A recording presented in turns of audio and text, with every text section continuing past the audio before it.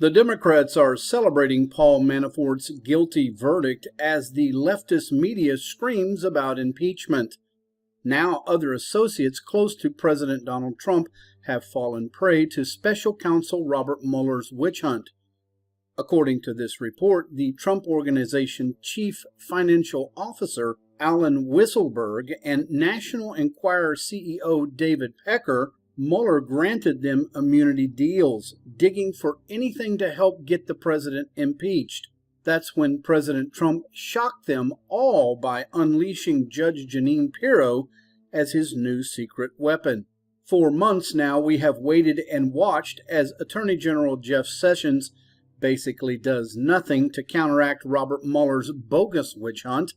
The evidence is quite clear. The real Russian collusion was done by Hillary Rodham Clinton, the DOJ, the FBI, and Barack Obama's administration. And yet, we see the president growing increasingly frustrated as a wimpy Sessions languishes over the DOJ. The game Mueller is playing is to dig as deep as necessary, probably as long as possible as well, squeezing additional close associates of President Trump and hoping that he will find something on them that will make them turn on the president. For example, if Mueller can find something on the Trump Organization chief financial officer Alan Weisselberg or the National Enquirer CEO David Pecker, he will trade prison time if they will in any way incriminate President Trump in false charges. This isn't about the truth. This is impeaching President Trump at any cost. Let's break this down for a moment. The president is facing 17 full-time attorneys, all vicious Trump haters obviously on the Mueller team. This situation may seem bleak, especially if the Democrats gain the House in the upcoming midterm elections.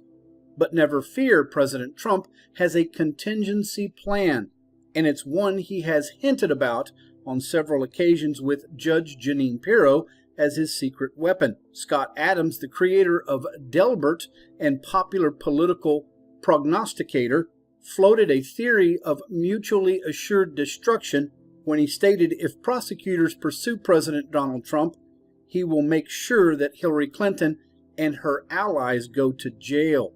Adams, a longtime supporter of President Trump, has close connections with the Trump administration.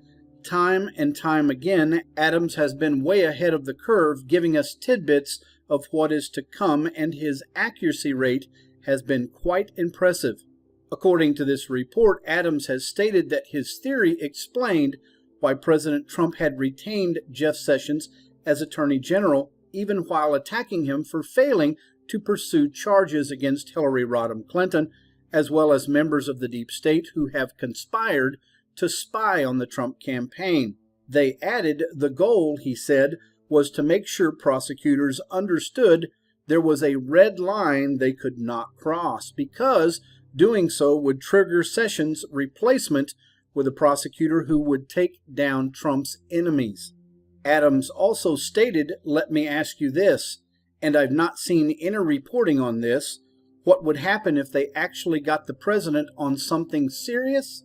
Well, between the time the president knew he was going down, and this is hypothetical, let's imagine that they found something in his business or something that was problematic.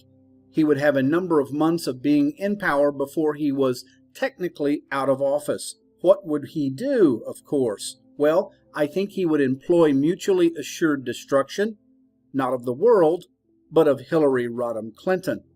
It seems, according to this report, he's setting up the situation to make it clear that if he goes down, meaning President Trump, he's going to have plenty of time to take Hillary Rodham Clinton with him.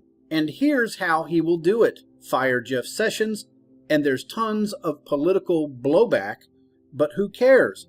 Because this would be the point where it doesn't matter. He has nothing to lose at this point. He's going to fire Jeff Sessions. He's going to put up somebody in that office who will do nothing but take Hillary Clinton down. So it seems to me by threatening Jeff Sessions but not moving on it, he's sending the clearest message possible that if the deep state takes him out, he's going to take Hillary out as well. This report also adds that Barack Obama and his so-called cabal at the DOJ and FBI, who intentionally have tried to set up President Trump with bogus FISA warrants and were working with Hillary's go-to British spy, of course Christopher Steele, as we all know, through the Fusion GPS Foundation, who was colluding with the Russians, no doubt, all working together to stop Trump from becoming president. Which brings us to Judge Jeanine Pirro. Ever since Sessions has been missing in action as Attorney General, the president has floated the idea that his choice as the next AG is Judge Jeanine Pirro. And oh boy, just the thought of Pirro must be making the Democrats melt down like never before. No wonder they're not screaming impeach anymore. It has also been recently reported that Pirro has repeatedly told President Trump's aides and advisors over the past couple of years that she's interested in taking over as the nation's top law enforcement official. It sure looks like President Trump, has been holding back, waiting just for the right time to unleash this secret weapon, Judge Jeanine Pirro, to destroy Hillary and Obama and their partners in crime once and for all. You know, Americans elected the outsider businessman president. Why? To borrow a phrase from the man himself, what do we have to lose? The economy was in the tank. Our kids were living in the basement because they couldn't find a job. Factories were closing down. Jobs in manufacturing were being shipped overseas. And in trade, China was sucking us dry. The Obama folks called it a healthy economy, but there was barely a pulse. 1% annual GDP growth was the new normal for these bozos. And President Obama even warned that Donald Trump's election would result in economic disaster for all Americans. And then there was Paul Krugman, a Nobel Prize-winning economist, writing for the New York Times. Let me say that again. He's a Nobel Prize-winning economy, and here's what he said. The stock market will plummet and never recover from the election of Donald Trump. So we are very probably looking at a global recession with no end in sight. You know, some are so blinded by their hatred of Donald Trump that they forget decades of training in their own field. And as America surges forward with more jobs than people to fill them, with African American and Hispanic unemployment the lowest in history, with millions coming off of food stamps because they want to work, the left, well, they rant and protest and create chaos. They throw people out of restaurants and off television shows. They even go to church and say that God sent them to destroy Donald Trump. The left doesn't care about our economic success. All they want to do is make noise. But it's nothing more than background noise, white noise. The truth? Nobody's paying attention to them. Donald Trump's numbers continue to increase. His popularity just keeps going up.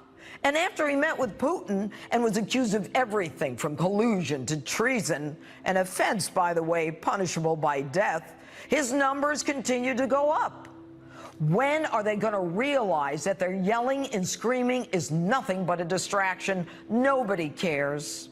We care about food on the table, paying the rent, the mortgage, paying for kids' clothing for school. But no, they want to talk about whores and porn stars, or about a lawyer who they're squeezing so tight he'll confess to sinking the Titanic.